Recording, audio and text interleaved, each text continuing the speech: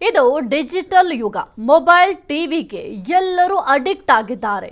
Mobile TV ಇಲ್ಲ ಅಂದ್ರೆ ಬದುಕೋಕೆ ಆಗಲ್ಲ ಎಂಬ ಮನಸ್ಥಿತಿಯಲ್ಲಿದ್ದಾರೆ.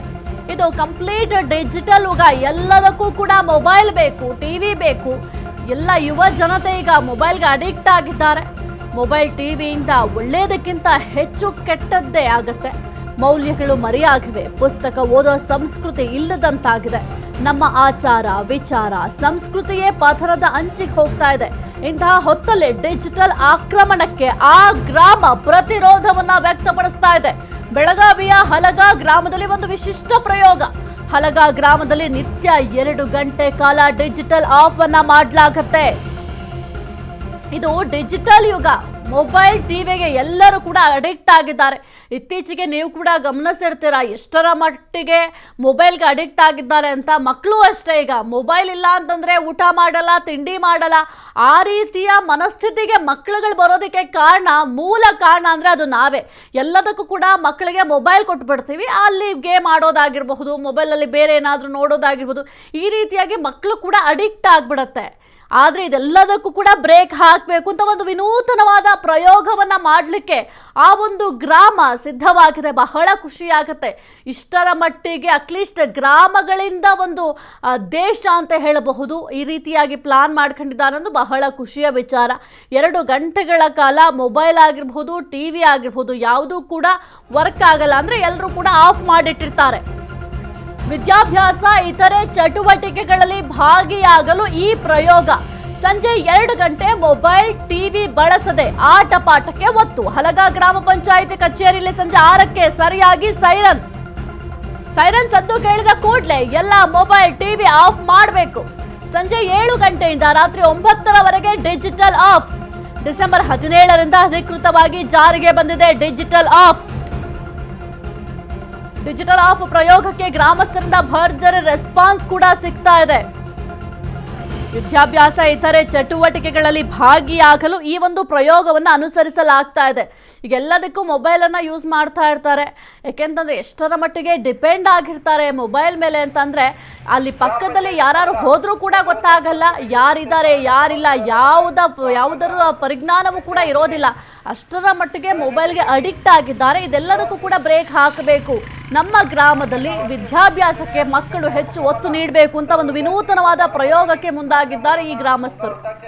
अभ्यासाला बसवून आपल्या घरातील सर्वांच्या हातातील मोबाईल व घरचे टीव्ही बंद करून ग्रामपंचायतने घेतलेल्या या उपक्रमाला तुम्ही सर्वांनी साथ देऊन आपल्या मुलांना अभ्यासाला बसवून एक चांगला पहिल्यांदा घालून देऊन त्यांच्या या पुढील शैक्षणिक उपक्रमाला चालना घालून देऊन त्यांच्या पुढील शैक्षणिक उपक्रमाला चालना द्या.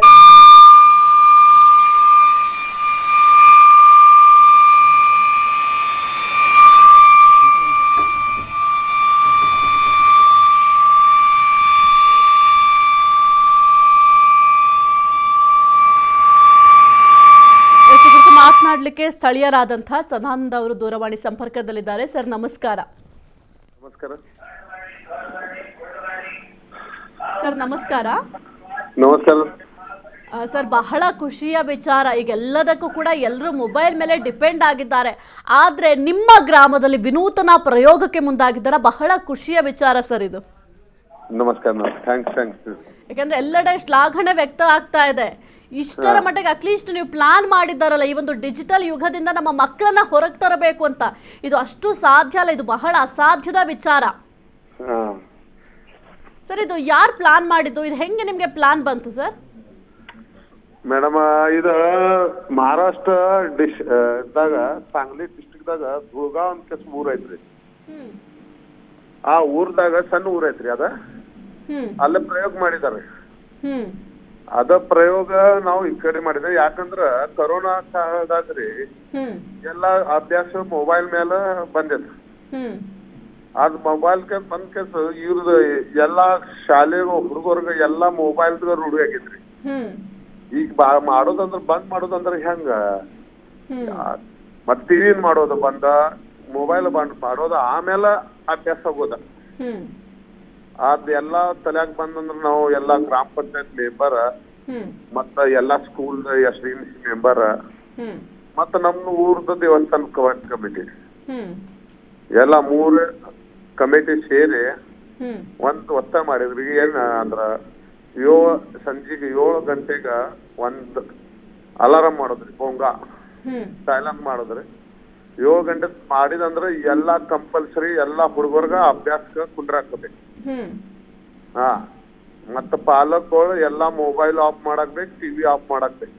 ಹ್ಮ್ ಏನ್ರಿ ಮಾತಾಡೋದತ್ರ ಬಿಸ್ನೆಸ್ ಮಾತಾಡೋದು, ಹೊಲದ ಮಾತಾಡೋದು, ಏನ್ರಿ ಇದು ಊರ್ ಬಗ್ಗೆ ಮಾತಾಡೋದ, ಸಂವಾದ ಮಾಡೋದ. ಸಂವಾದನು ಬಂದಾಗೈತಿ. ಈಗ ಮೊಬೈಲ್ ಸಲುವಾಗ ನಾಗರಿಕದು ಸಂವಾದನು ಬಂದಾಗೈತ್ರಿ, ಚಿಂತನೆ ಮಾಡೋನು ಬಂದಾಗೈತ. ಈಗ 2 ತಾಸು ನಾಗರಿಕ ಚಿಂತನೆ ಮಾಡೋದ, 2 ತಾಸು ಅದ ಹುಡುಗರು ಅಭ್ಯಾಸ ಮಾಡುದು.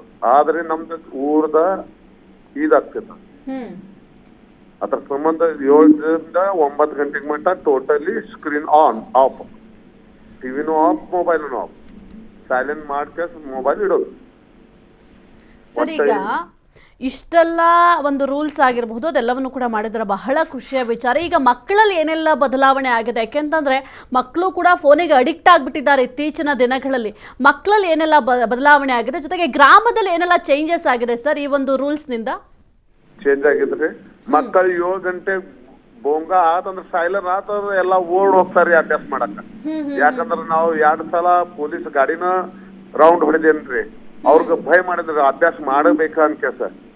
ಹಾ, ಅದ್ ಎಲ್ಲಾ ಸೈಲೆನ್ಸ್ ಆದ್ಮೇಲೆ ಎಲ್ಲಾ ಹುಡುಗರು ಮನಿಗ್ ಹೊಂಟಾರ್ರಿ. ಒಟ್ಟು ಹೊರಗ್ ಬರಂಗಿಲ್ಲ. 9 ಗಂಟೆಗೆ ಮಟ್ಟ ಯಾರು ಹೊರಗ್ ಬರಂಗಿಲ್ಲ. ಅಟ್ಲೀಸ್ಟ್ ಕಾಲೇಜ್ ಹುಡುಗರು ಬರಂಗಿಲ್ರಿ ಹೊರಗ್ ಅಭ್ಯಾಸ ಮಾಡ್ತಾರೆ. ಹಾ, ಮತ್ ಎಲ್ಲಾ ಪಾಲಕ್ ಮಂದಿದ ಎಲ್ಲಾ ಸಹಾಯ ಐತ. ಅದ್ ಮಾಡಿದಂದ್ರ ಚಲೋ ಆಗ್ತೈತೆ ಅನ್ಕೇಸಿ ಇವ್ರು ಎಲ್ಲಾ ಪಾಲಕರೋಕ ಎಲ್ಲಾ ಸಹಾಯ ಕೊಟ್ಟಿದ್ದಾರೆ. Okay sir, thank you sir. Ashwavega news ಜೊತೆ ಮಾತನಾಡಿದಕ್ಕೆ. ನಿಮ್ಮ ಹಲಗ ಗ್ರಾಮ ಈಗ ಎಷ್ಟೋ ಜನರಿಗೆ ಮಾದರಿ ಆಗ್ತಾ ಇದೆ. Thank you. ನಿಮ್ಮ ಥರ ಎಲ್ಲರೂ ಕೂಡ ಒಟ್ಟಿಗೆ ನಿಂತ್ಕೊಂಡ್ರೆ, ನಾವು ಕೂಡ ಈ ಒಂದು ಡಿಜಿಟಲ್ ಯುಗದಲ್ಲಿ ಕೆಲವೊಂದಿಷ್ಟು ಬದಲಾವಣೆ ಮಾಡ್ತೀವಿ ಅಂತ ನಿಂತ್ಕೊಂಡ್ರೆ ಎಲ್ಲವೂ ಕೂಡ ಸಾಧ್ಯ ಆಗುತ್ತೆ. Thank you so much.